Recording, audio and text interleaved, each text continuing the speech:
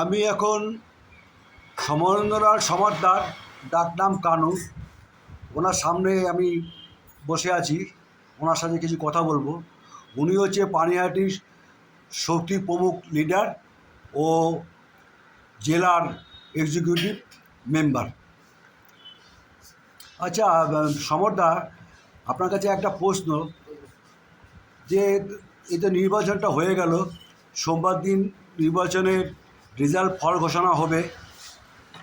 আপনারা বিজেপিরা কত সিট আপনারা আশা করছেন? দেখুন, প্রথম কথা হচ্ছে, আমি তো জ্যোতিষী নই বা ভবিষ্যৎ দ্রষ্টা নই, বা আমরা কোনো দলের মতন বলতে পারি না যে আমরা 294-এর মধ্যে 300টা পাবো। এমনও শুনেছি টিভিতে কোনো দলের নেত্রী বলেছেন 300টা পাবে। যাই হোক, আমার ধারণা যে পরিমাণে ভোট এবারে পড়েছে, প্রায় 94-95% এবং সারা বাংলা জুড়ে মানুষ দীর্ঘদিন পর যেভাবে মন খুলে নির্ভয়ে ভোট দিতে পারলেন, এর ফল 4 মে অবশ্যই আমরা দেখব ব্যালট বক্সে। তার কারণ, প্রথমেই hats off election commissioner mister Ganesh কুমারকে, অনেকেই যাকে ব্যঙ্গ করে ভ্যানিশ কুমার বলেছিলেন।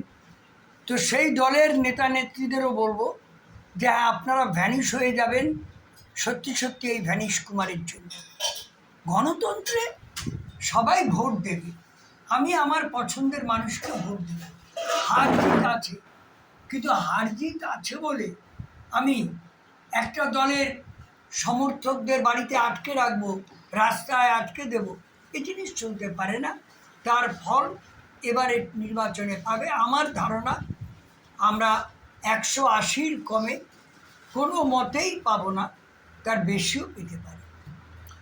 তাহলে আমার এবার দ্বিতীয় প্রশ্ন, তৃণমূল তো ভালো কাজ করছে, লক্ষ্মী ভাণ্ডার, অমুক যুবসাথী, অমুক তুমুক, ওদের নাকি 101 প্রকল্প।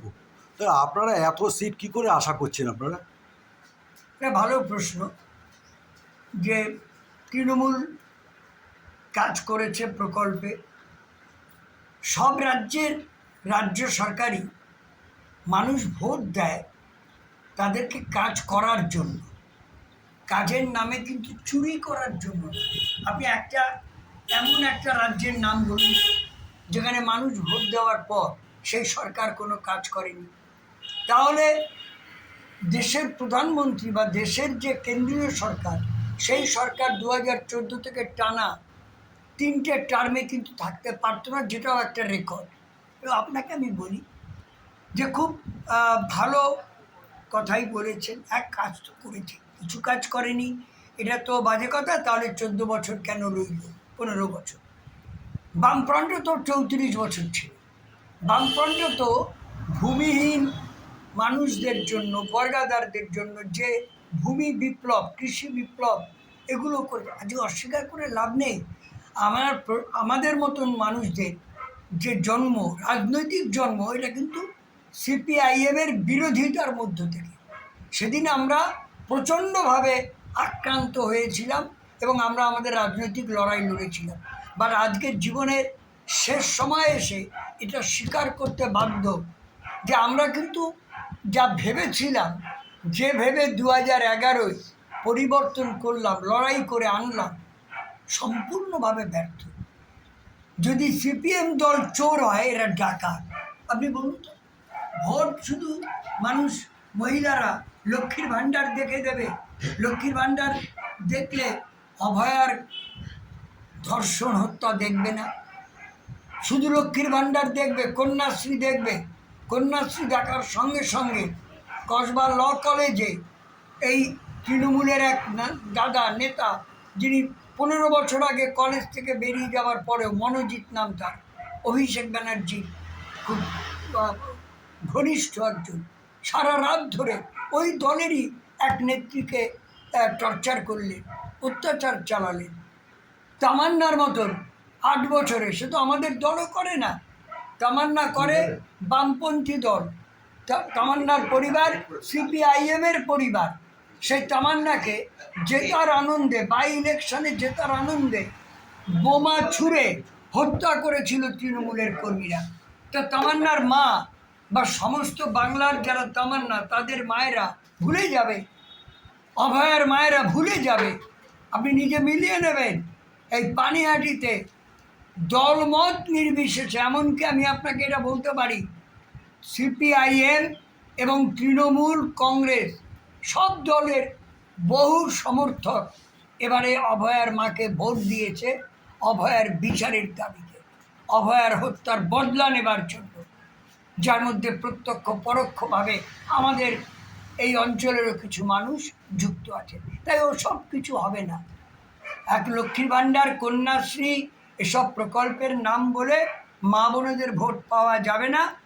বাংলা কথা, বাংলার মানুষ পরিবর্তন চাইছে, বাংলার মানুষ চোরেদের হাত থেকে নিষ্কৃতি চাইছে, বাংলার মানুষ এই দুর্নীতি পরায়ণ সরকারকে হটাবার জন্য বদ্ধপরিকর হয়ে আছে। তাই লাইনে দাঁড়িয়ে দেখুন। তারপরেও এটা তো বলা ভুল, আমি তো এক্সিট পোল করতে বসিনি, আমি রাজনৈতিক কর্মী, রাজনীতির কথাই বলবো।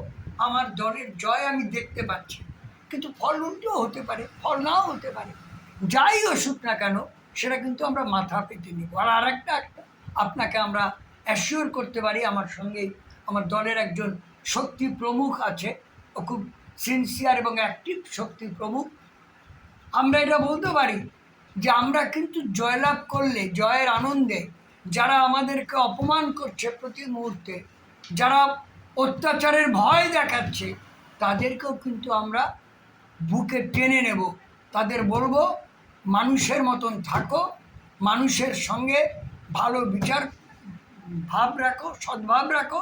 আর এলাকায় এলাকায়, যেটা আমি অনেক বক্তব্যে বলেছি, এই সাট্টা, জুয়া, মদ, চোলাই মদ, বাংলা মদ, এই যে সমস্ত পরের জেনারেশনকে ধ্বংস করবার যে রাস্তা, সেটাকে বন্ধ করার জন্য আমি আমার উচ্চতর যে নেতৃত্ব, আমার দলের যারা জেলা প্রেসিডেন্ট আছেন, আমাদের নেতা উৎপল ঘোষ দস্তিদার আছেন, তাদের কাছেও অনুরোধ করব যে এগুলো যেন বন্ধ হয়, মানুষ সুস্থভাবে বাঁচুক। পরিযায়ী হয়ে গিয়ে আমার একটাই মেয়ে, সে বাইরে থাকে, এখানে যদি চাকরির স্কোপ থাকতো তাহলে সে বাইরে যেত না। কেন ভোট দেবে এই জেনারেশনের ছেলেমেয়েরা, যাদের চাকরি নেই, যাদের উপার্জন করতে গেলে বম্বে, পুনে, ব্যাঙ্গালোর এসব জায়গায় ছুটতে হয়? তাই যত কাজই করুক না কেন, অকাজ এত বেশি করেছে, সেই ভালো কাজকে ধামাচাপা দিয়ে অকাজটাই মাথা চাড়া দিয়ে। তাই কোনো মতেই বাংলার মানুষ, বাংলার মা বোনেরা, শুভবুদ্ধি সম্পন্ন মানুষ এই দলকে সমর্থন করেছে, এটা আমি অন্তত বিশ্বাস করি। আমার শেষ প্রশ্ন পুনরায় একটা করছি, আমরা আবারও বলছি যে আপনারা বিজেপিরা মোট কত, এক কথায় বলবেন যে কত সিট আশা করছেন? দেখুন, এক কথায় রাজনীতিতে কোনো কথা হয় না, ওটা সংখ্যা বলেন। আমি বলছি, ধরুন প্রধানমন্ত্রীর আবাস যোজনা, এতে তো উপকৃত হবে মানুষ। আয়ুষ্মান 5 লাখ টাকা করে প্রত্যেক পরিবারে, তার জন্য কিছু দিতে হবে না, এটাকেও আটকিয়েছিল, এটাকেও এতদিন চালু করতে দেয়নি বাংলায়। তো এই সব মিলিয়ে এই আয়ুষ্মান বলুন, এই মেয়েদের জন্য 5,000 টাকা, 3,000 টাকা সরাসরি অ্যাকাউন্টে দিন, যুবশক্তি 3,000 টাকা যে ব্যবস্থা চালু। যদিও আমরা ভাতায় বিরুদ্ধে, আমি বলি ভাতা ততদিনই থাকবে যতদিন কেউ চাকরি না পাবে, কিন্তু চাকরির জায়গা আগে